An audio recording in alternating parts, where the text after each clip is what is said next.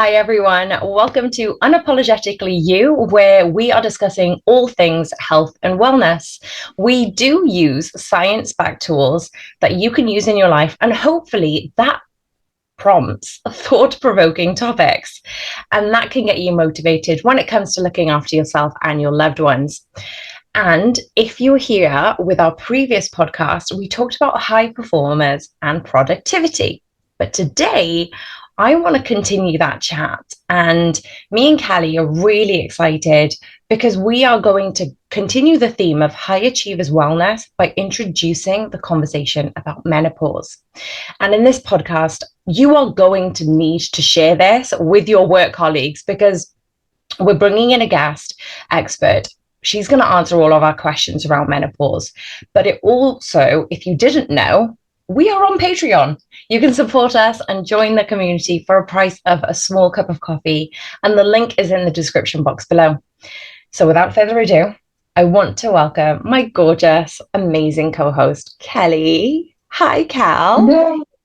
Hello. How have you been? Yeah, good. Should we dive straight into the Q&A? I think good. Yes. I genuinely want to know, guys, because we normally do a green room chat before this, but Kelly's just been crazy busy. And so we dive straight in to our kind of podcast now, recording, don't we? And we normally talk about this, and I'm so glad we've got it within the podcast. So we don't say it officially, but now we are. What is your biggest win this week? My biggest win, look, I have to say, since we've moved into this new place, there are a few things that we want to get done. But we've moved in pretty close to, we're recording this mid-November, so pretty close to Christmas when it comes to booking tradespeople, right? And so no one can do anything until March next year. Builders stop working, in Australia at least, from before Christmas till February. And we couldn't book anyone till March. And we're okay with that. We're like, is what it is. But Neil and Jazz called yesterday to say that they could put in the fence that we had organised to get in next March today. So on top of everything else, I know, we got that fence half put up today. So that's a win. Yay! I love those unexpected. Like Right, I love those unexpected, but like rewarding. It's just I don't like surprises, but now I've learned don't put any expectation on things. So if it comes, it comes. If it doesn't, then you adjust, right? But that's a good win. Even if it's not to anyone else, it feels like a huge win. So, and it's exciting. Yes. So what about you? Okay, so just before we hit record, I was praising Instagram and I was also telling it off because it's just not liking any of my posts right now and it's not sharing even amongst my followers. So with my determined attitude, I put it on a reel last night and I'm like, okay, I'm doing the best I can, right? And when it's out there, there's nothing I can do about it. And I refuse to promote. so I put it out there and I'm like, okay, didn't get any views, that's fine. Put it on YouTube, put it on TikTok. So different audiences, obviously different music, but I kind of keep the same theme. So I don't do specific videos for TikTok. So I just regenerate and obviously put it on different platforms. And then I adore YouTube, as we are recording here on YouTube too. Before I went to bed, I checked it and it was 5,000 views on the same reel, but obviously now on YouTube. And then I checked it early this morning because I got up super early this morning, 12,500 views. I'm like, how did this just boost up? And not only that, it's the likes, it's the engagement, it's the people who subscribed. And I don't know exactly how many, but I'm just like, I'm sitting there going, thank you so much for everybody who's liked that post and seen it. And it just made it a little bit worth it. And I had my little big win of the week. That's a big win. Yeah. 4,500 views in 24 hours, or did you say 12 hours? Less than that. 24 hours. Yeah, it would have been only a few hours, but that's the highest reaching reel I've not real. So it's let me get this right. It is oh my Short. shorts. I was literally gonna say my brain's gone. It's shorts on YouTube. So my shorts is the highest reaching shorts and Yeah, any yeah. video across my channel. So I'm like, I'm so proud of I'm you. amazed. Well done. Thanks. Well done you as well for you recognizing know, quality content. yeah, and that's what I feel. I feel like sometimes I hit a brick wall when I come to Instagram, but then when it comes to YouTube, YouTube has been consistently putting my content out there. And so Mm-hmm. I'm in love with YouTube, basically. Yeah, And Instagram's that's in the great. corner being told off. Well, don't worry. Go with the one that loves you. But yeah, it's just, and it's funny, I was saying We'll to come Kelly back as in. well, the thing about the attitude of it's not being seen, I'm still being so super grateful for the few people who have seen it. So it's like, those people actually saw it, thank you. Or those people actually liked my stories, great, whatever. And it's just like going, oh no, I've only got this many views. Like I'm trying to shift my attitude of going, who cares if it's had 20,000 or it's had two? That's still people. It's still people taking time and energy and effort to view Unique it. people. Yeah. Yeah. It's just like we're so caught up on the figures. And I'm just like, even though I'm excited and I'm gonna celebrate that little big win, but on the flip side, it will come as easily as it goes. So it's just like, right? And Yeah, so, well, I don't know. We can just ride it. yeah, Whatever happens, and you'll be okay no matter what happens. I always like the analogy of sometimes you're just kind of going with the flow of the water rather than going against the current. And sometimes you're going to hit a big wave. And when you hit the big wave, ride it for all the joy it has. And then you're going to have these small waves on a current. So just go with those too. Yeah, good analogy. I like that one. Good girl. Okay, so what made you smile? Yours is a good one. What made you smile this week? I had a great long weekend with girlfriends. So four of us went up to Brisbane. I don't live too far away from Brisbane, so an hour and a half up the coast. And Day lives half an hour above Brisbane, so she drove down. But Lizzie and Sim both live back in the Blue Mountains. So they flew up and we had a fabulous, wonderful girls' weekend. We made use of it every single minute. I was absolutely exhausted this morning when I had to move. Well, I chose to move all my clients from yesterday to today. So it's been a 14-hour day, 15 after this, and then I'll be ready for bed. Oh my gosh, I don't blame you. I don't blame so you. much fun. Okay, so I'm Yeah, going to I know. skip over to the third question and say, I think we missed Okay. this last week. What is your intention? Oh, What's your okay, intention remind this week? it. Okay, my intention this week is to get some more nice tradies to do some work on the house. I have some videos to record for my clients because I'm going to take a break over Christmas. I am going to take a break. I know. And not be available. So I make myself available outside of hours to the people I coach are they need help. They need help when they need it. So you need to be available. But this time they're aware I'm leading up to it, but I'm actually going to leave homework for them basically. So I've got to record those videos. So that's my intention. I really need to start it now. I love What it. about you?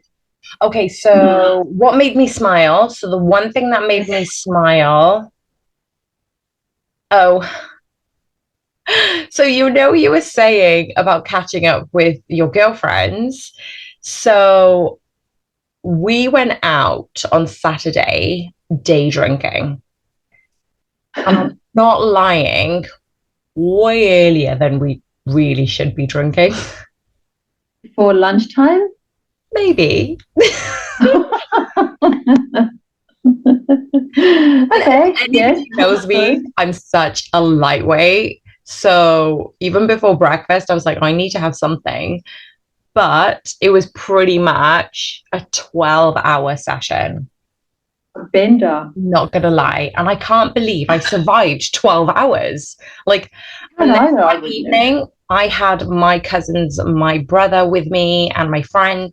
But then I met like, I think it was like six other people or seven other people, new people.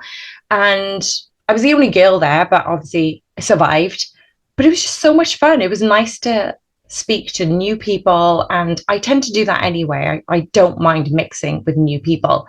I need to have a little bit of a me time moment to do that. But that's the thing that made me smile. It was just like hanging out, just being goofy and just, yeah, having fun. And my intention Just this week. laugh, don't you?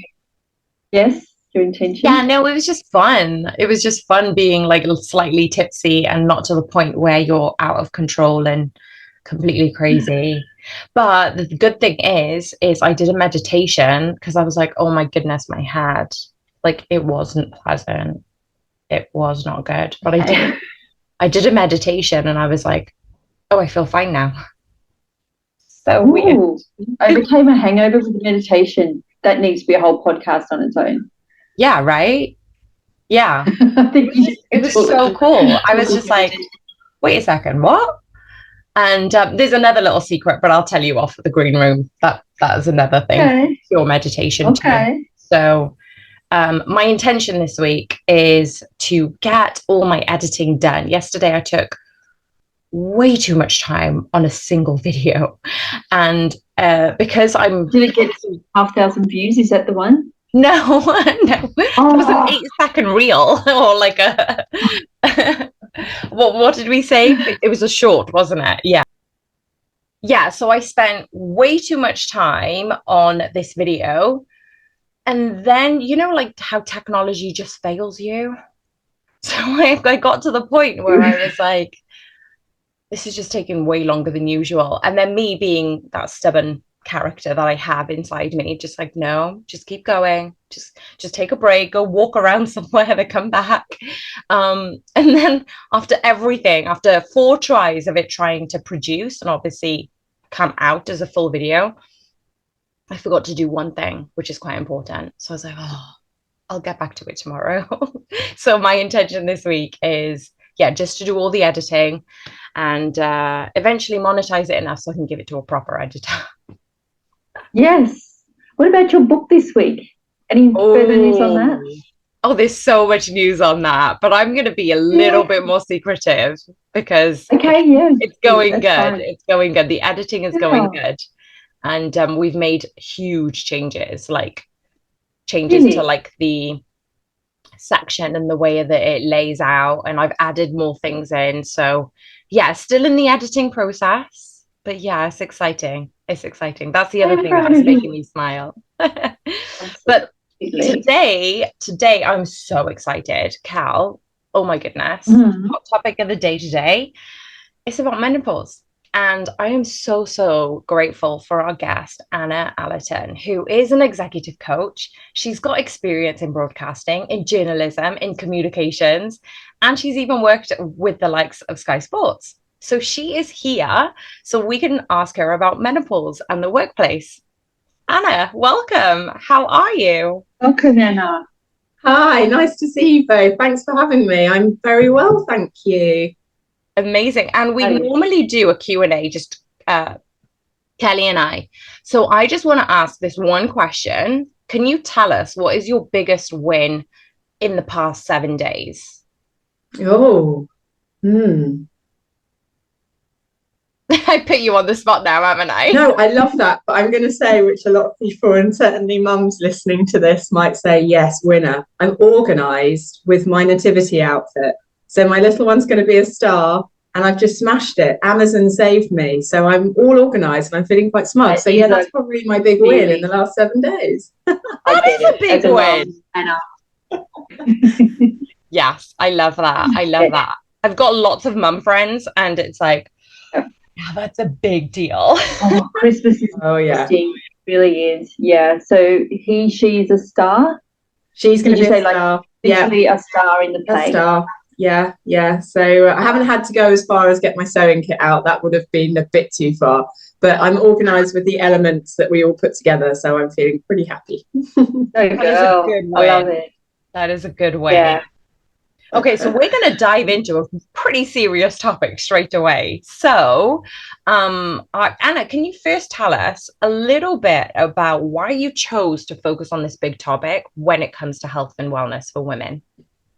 Yeah, well, it's a lot of it is based in my own experience. I was 38, 39 when I started going through perimenopause, and had a pretty shocking year of suffering a lot of symptoms.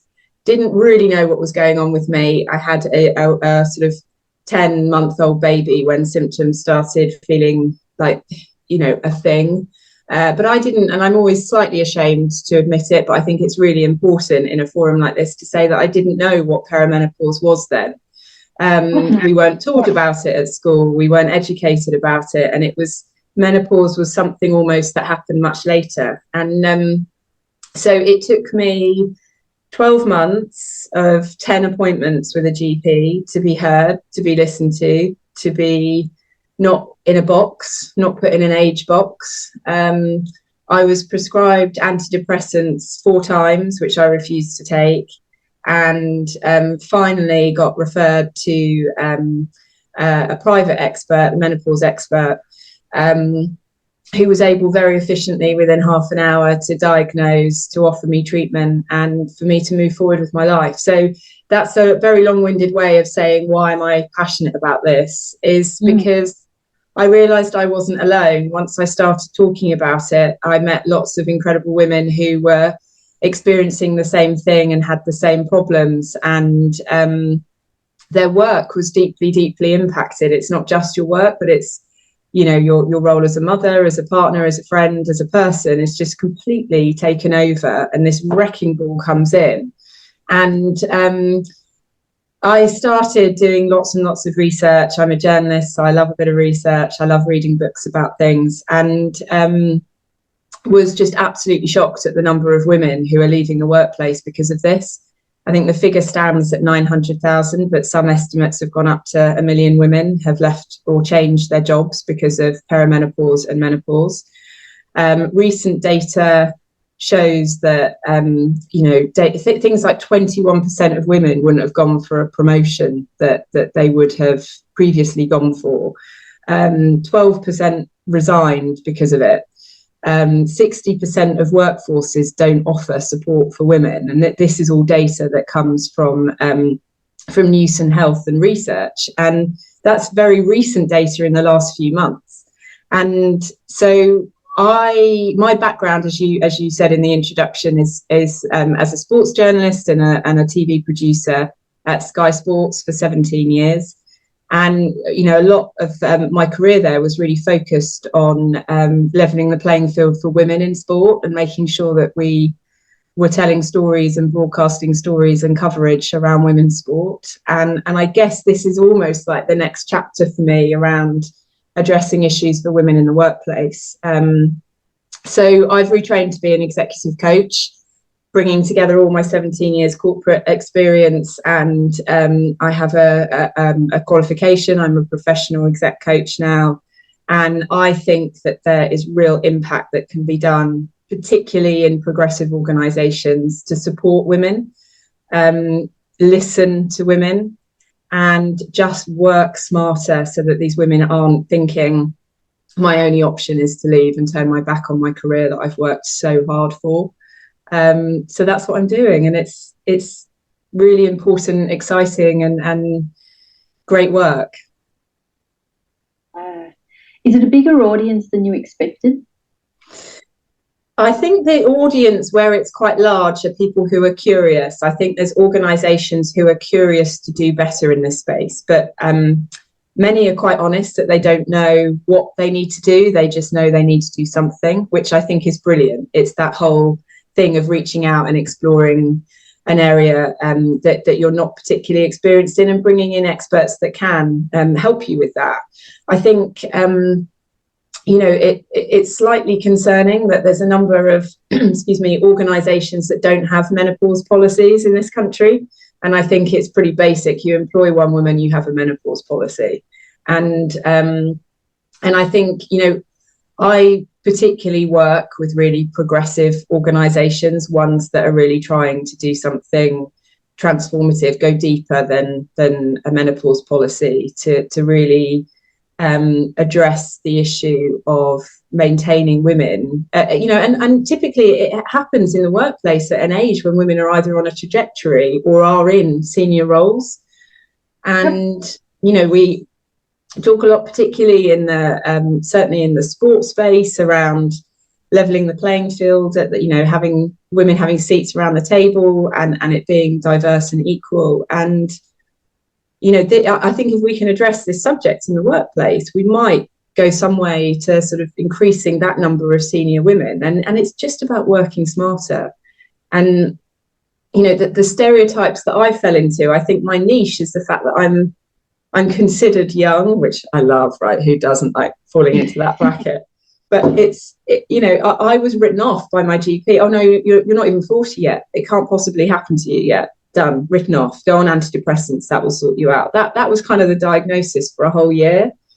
And similarly, what I'm saying to people that I'm working with is, let's just get rid of the ageism. Let's get rid of the stereotypes of, that happens to a woman when you're in your 50s and you just get a bit hot and a bit angry. No. It happens to women far earlier.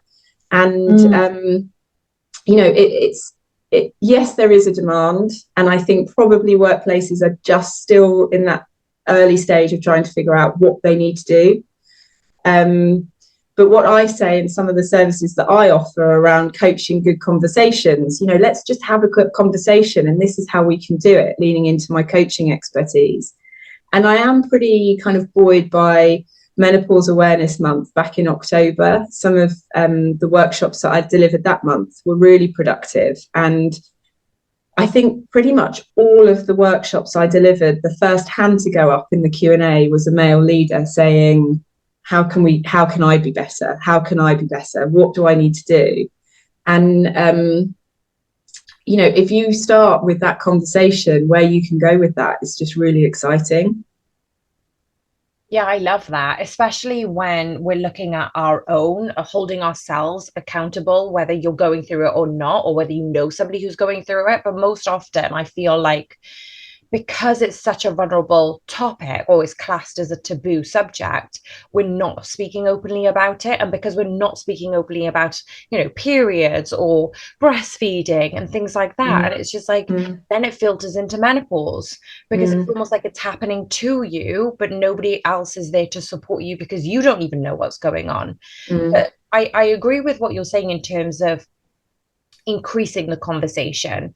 But so say, for example, you increase that conversation, and it's so very important because not everybody's struggles and symptoms are going to be the same. And within the corporate environment, you're looking at these policies, but what support do women need when they're facing these challenges?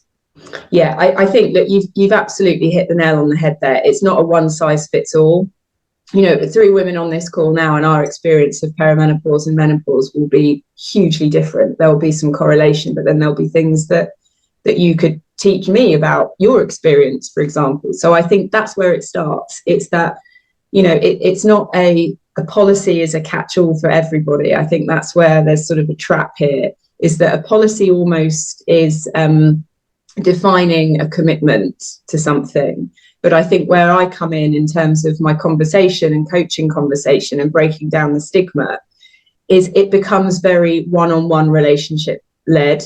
So with that woman and their line manager, whether that line manager be male or female, and it's all about creating a space where that person can say, this is what's happening to me, and then it's, what do you need? What will make this better for you here? And they may not need anything. They may need to just say, I just need you to know that this is what's going on with me, and this is how it's manifesting itself in the workplace. And, that woman's experience might be very different to the next person. So it's about being flexible, being nimble, being open to the fact that it's not a stereotype. And actually what that person is saying is their experience, it's their lived experience. Yeah. And actually being confident enough in that to sort of tailor certain things. And one of the key things, to being a really effective executive coach is to listen. And it's that active listening engaged on a really high level, so that almost you're hearing things that aren't being said, but you just get it. And you're creating this environment of safety, of collaboration, of, just mature trust between two people, and I think that's where it needs to go deeper, and that's where it needs to be more meaningful change. And I think, like I said, from the workshops that I've delivered recently, I think that there is a desire, and I think male leaders particularly just need to know a little bit more about how do we do it, and it's just really small things like, if a woman reaches out to you and says, I'd like to have some time with you to talk about a personal matter, that you read that and you think, right, where are we going to have that meeting? Let's do this in a really safe environment where that person isn't exposed, where there's privacy and confidentiality attached to the environment where we host the meeting. There's what research do I have to do going into that meeting? Do I need to remind myself of what our menopause policy is? What do we do as an organization to support women going through perimenopause and menopause? What about our healthcare provider? What can we do? And it's not for that woman to come in and educate every line manager on perimenopause and menopause. It's like, right, come on, let's just step up and educate ourselves on this matter, and just listen. And I think one of the really interesting things, actually, that one male leader said to me in a recent workshop, actually this month, he just said, look, I may have this male thing, which is I just want to fix things. There's a problem here. This is the solution. And he said where he felt really uncomfortable was he can't fix it. So therefore, he's unclear what his role is. And, I said to him, your role is to listen. You're not going to have the answers, and you're not listening to answer. You're just listening so that person feels heard, because the bigger picture around menopause and perimenopause is that woman may have a similar experience to me, where her GP isn't listening to her, and she just needs almost sanctuary where she can say, this is going on with me, and she's believed and heard. And it's about not promising things that you can't deliver. And for me, I'm a big fan of how can we translate really key learning from the women's sports space? And you're going to know a lot more about this from the physical side of things. But you mentioned periods there. We're talking about periods more often now. And periods aren't a male female thing; they're an everyone thing. And as a result, we've got professional female athletes in this country who now are training smarter, and their PTs and their teams around them are training and doing bespoke packages for that particular woman around her period. And as a result, we've seen ACL injuries go down. Just the science is applied to really effective training, and it all comes under that heading of marginal gains. So why can't we translate that into the workplace? Let's just adopt a marginal gains policy. They do it in sport all the time, and it's how you get your edge. And, it's basically saying, creating a space that is really safe and trusted, where you could say to a line manager, look, I'm due my period on the 16th. So therefore, about sort of from the 10th onwards for about 2 or 3 days, my anxiety really, really peaks here. Or it may go on for longer. That's one example.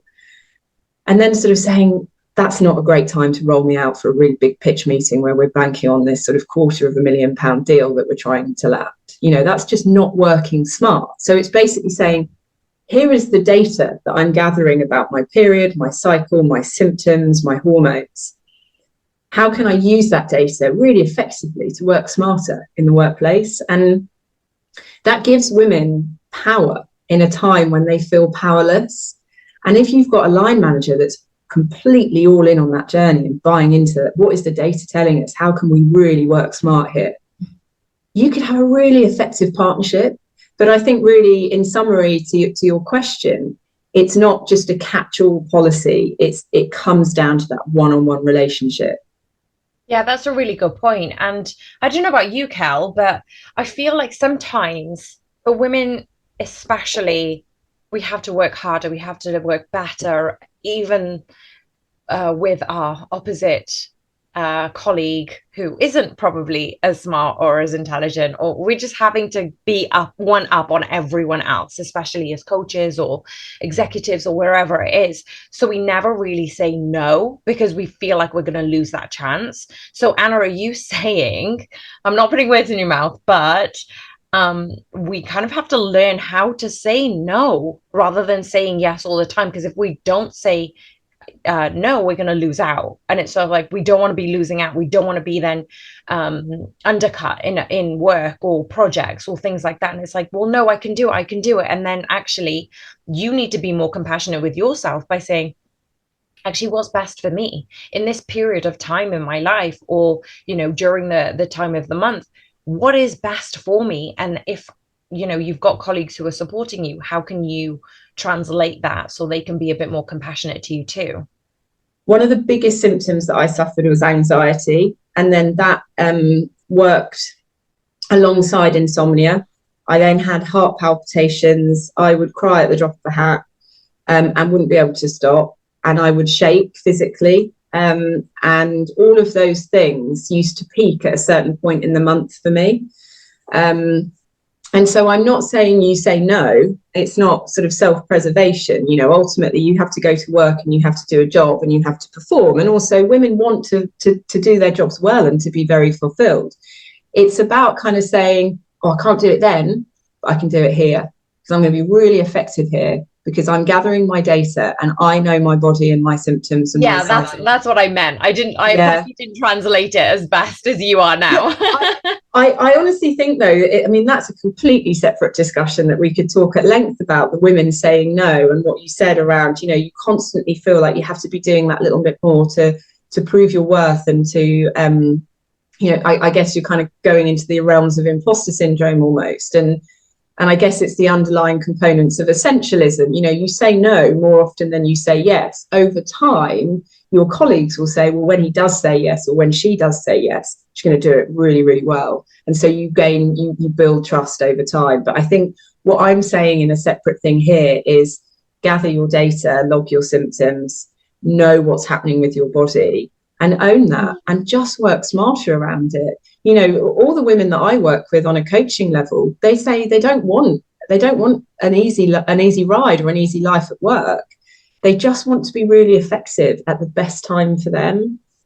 And so I think the delivery is very much a case of saying, look, you do not want me to go and do this big presentation here. So I will do this in preparation for that and to support the team. But actually over here, this is where you can roll me out because I'm flying at this point, and sharing that information, I think, can empower the woman, but actually just make the woman work so much more effectively during this phase of life.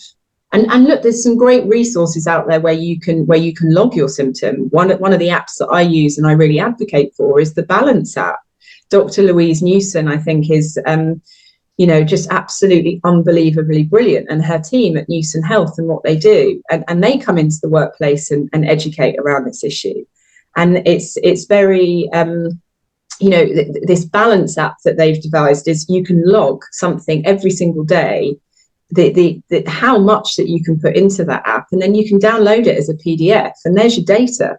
That's your power, that you can say, right, this is my body, this is what's happening to me now. And if you choose to share that, and you trust your line manager, your ally, your colleague that you're working smarter with in the workplace, then I think that data can become a really, really powerful tool for a woman. I was going to ask how to collate the data and was there any kind of app, but what was it again? The Balance app? It's called the Balance app. Yeah, there's a book I read actually at the very beginning of my symptoms, and it's by Dr. Louise Newson. It's published by Penguin. It's basically an introduction to perimenopause and menopause, and in there's pages of how to prepare to talk to your GP, which is again like you could go off talking about why on earth that this doctor has had to write that is a terrible testament to the fact that it's needed, because women like me needed that. And I basically learned it and recited it and had it in front of me during phone calls with my GP, and it was a lifeline for me. And so she became a really trusted source and is a trusted source of information and evidence-backed information. I think that's the key thing. And so therefore I just use her products because I trusted them. And the Balance app is something that I will talk publicly about because it worked for me, and I know it's working for a lot of other women. And look, there's lots of things, you know, my Fitbit app, for example, it's got something in there where you can track your period, you know. So I think there are a number of tools out there that you can do it, but that's the one that I would particularly recommend, just based on personal use. We want your expert opinion, so that's perfect that we have that. Now, based on your opinion, your experience, and your interpretation of what you've been through, would you say that a GP has the qualification, the experience they've learned to deal with menopause, or is it something that, as you know, you need to experience yourself before you understand it? No, I think, look, GPs can't experience everything that they're going to diagnose and support their patients with. And I think the big problem here is that the menopause module at medical schools is optional. And, you know, that in itself is just utterly shocking. It should be compulsory. Half the population are going to go through it. And I think as a result of that, the awareness around it is just not there. And, you know, therefore it's down to patients to read books or to have to pay a lot of money. You know, we're in the middle of a cost of living crisis. Not everyone has access to private medical support, whether it's funded from their own pocket or into a health insurer. But I think it's a really concerning space, and I think real stakeholders, you know, MPs, campaigners, charities, are really raising awareness around this issue. And I think it's, you know, it's very, very important not to bash GPs. I think what's going on with GPs at the moment, you know, the sheer size of the population that they have to look after, the cost of living crisis, the economy, you know, everything that's happening with COVID, you're going into winter with a flu season. I think, you know, huge respect to anyone that is a general practitioner. But I think the education set up for doctors going through medical school needs completely transforming. Yeah, and that really is what I was asking. Is there education behind it? So when you were going to see your GP, were you presenting with a problem that they had never even sort of been told about? I think they'd obviously heard about it, but the impression I got from my GP was just, that can't be you. That's not you. You're 38. That can't be you. You've just had a baby. You're probably, you know, postnatal depression, or you're probably, you know, you've just got a lot on your plate. It's probably stress. You're going back to work. You have 2 young children, and yeah, they just almost just didn't want to hear it. That's the sense that I got. And I know I'm not alone, but then I you know, I do hear from a number of women and clients who have amazing support from their GPs. So I think it's really important to be balanced here. But, you know, it's similar to what I was saying right at the very top, where I'm ashamed to admit that I didn't know what perimenopause was. But then I realized there's no shame attached to that, because I wasn't taught about it in school. Right. You know, and fortunately, due to amazing campaigners now and brilliant people in government, that it will be taught in school, and young people, male and female, will learn about this. So future generations will hear more about hormones and what it's doing in their bodies. Similar to guys need to know about the impact of testosterone over their lifespan and things. You know, there's so much education that is required around hormones generally. And I think once that education ramps up and it becomes normal, your stigma is going to go from all of this, and it's going to become very, very common conversations in homes, in schools, in workplaces. Yeah, I agree with you, Anna, especially when you said earlier is, you know, if you put the policies in, you've had these right conversations and you allow women to kind of understand what's happening with their body with the right data, with the right tools, well, then you're enhancing your productivity, right? But I feel like the education right now, it's still very new, like in terms of the data backing everything up, in terms of what I mean by new is there's still a lot of stereotypes, just as you gave the example about your GP, but other GPs could become incredibly supportive. But it was just like, looking at what stereotypes or negative conversations are out there and then re-educating people by going, actually, that's not true, and this is what is, and having people have that open, honest discussion for sure. But you've given so many good tips, Cal. Like, it's been an honor, hasn't it, just to have It really Anna has, yeah, here. and an eye opener. Yeah, for sure, for sure. And also it's like, what the apps that you mentioned and the books and the people that you're being uh you'd suggested as well. But is there any other last things that you'd like to input? Like, how can people get in contact with you? How can people reach out if they want that specific type of coaching or for their organization? Yeah, so look, I coach everyone, and from C-suite down as an executive coach. So my area of specialism, and I suspect my niche is perimenopause and menopause. So working with organisations, working with women, but really focused on that professional workplace side of coaching. And so I love to hear from people. I love to connect with different people. So I'm on LinkedIn as Anna Allerton. My website is www.allertoncoaching.com, and I'm on social media at Allerton Coaching. So send me a message, say hi, get in touch. And look, they're all free taster calls, and my workshops are very affordable because I'm passionate about getting into workplaces. And I think if we can just, make it access to everyone to reach this information, it's a really great starting block. So yeah, reach out, say hi.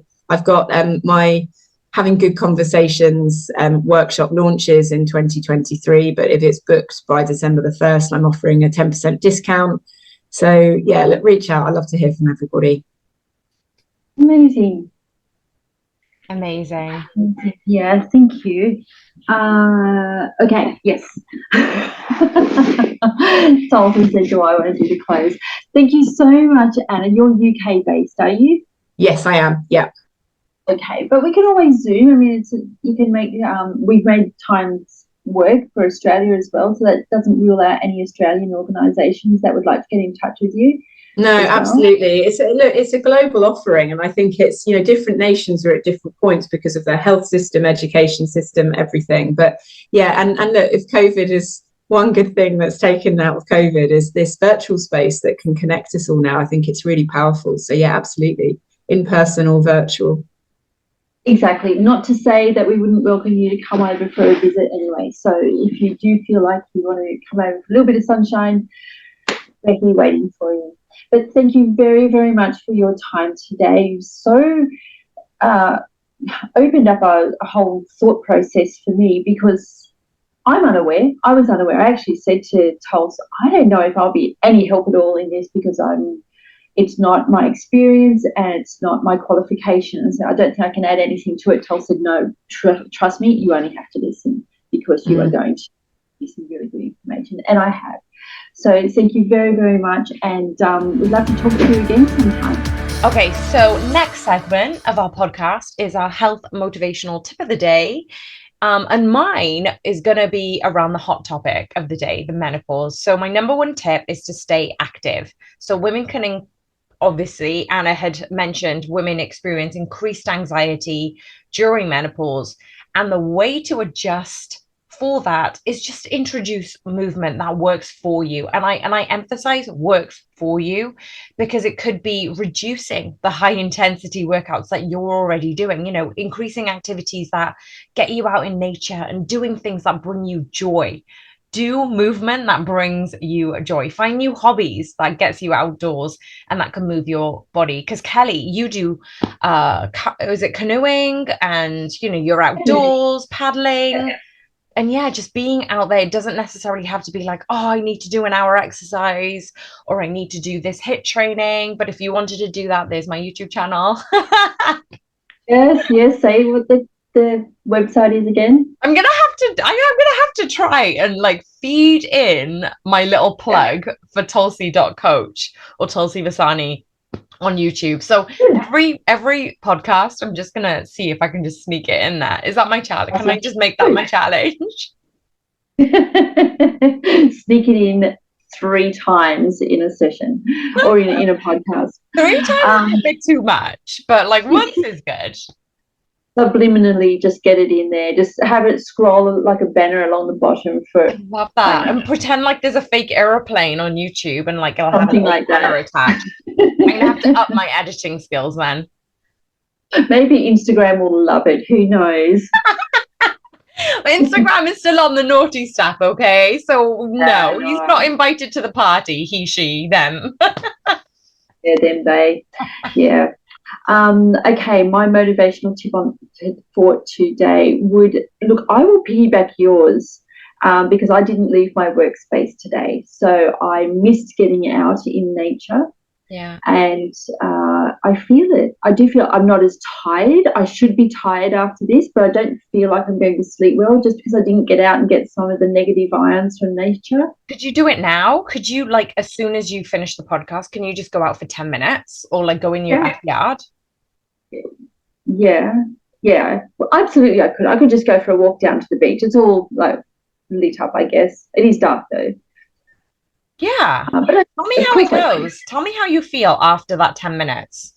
Yeah, I know. So Kelly's going to be our little guinea pig. Let's just try it. Short and sweet. It doesn't need to be for an hour or very long. It just needs to be good for your mental health and your well-being. Really doesn't. You need to get some of those negative ions into you, right? Negative ions and positive feelings. It's all good. Opposites attract. I think that's how I remember it. Opposites attract. That's awesome. So, yeah, I think that's a brilliant way to end the show today. Kelly, you've been awesome. And thank you again to Anna, who has taken time to talk to us about her expertise and her knowledge around this area. So all of the details that she'd given will be in the description box below if you want to get in contact with her, if you want to speak to her a little bit more, or as she said, she gives out the free consultation too. But yes, if you found this podcast useful, comment below, tell us, share with us what you felt, share it with your family and friends, and we would love for you to be a part of our community. We are available on Patreon, and the link also is in the description box below. If you're on YouTube and you're watching our lovely faces from Australia and the UK, hit subscribe, click the notification bell so you do not miss alerts on the latest YouTube podcasts. And I hope you enjoyed it as much as Kelly and I did. And this hopefully new season, new format, you're enjoying it too. If you did, comment below. I'll see you on the next one. Cal, I will. Right down. Go have like a chill. Off. I'm going. Alrighty. Thank you. Bye. Bye.